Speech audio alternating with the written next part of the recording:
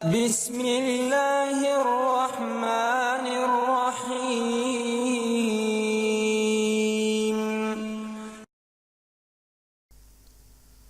صحیح مسلم۔ جن وقتوں میں نماز ممنوع ہے ان کا بیان۔ پیارے آقا صلی اللہ علیہ وآلہ وسلم کی چند پیاری احادیث۔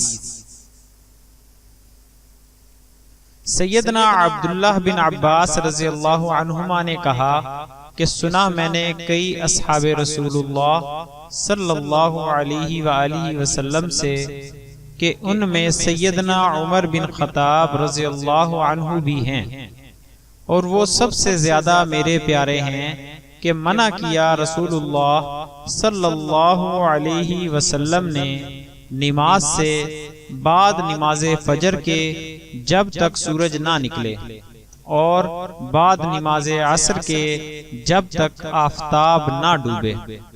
حدیث نمبر 1921۔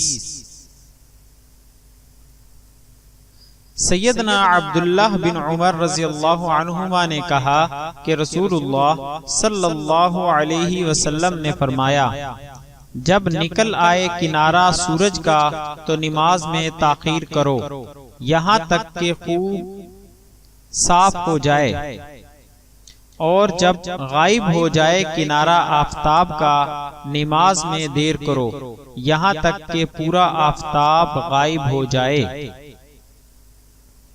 حدیث نمبر 1926۔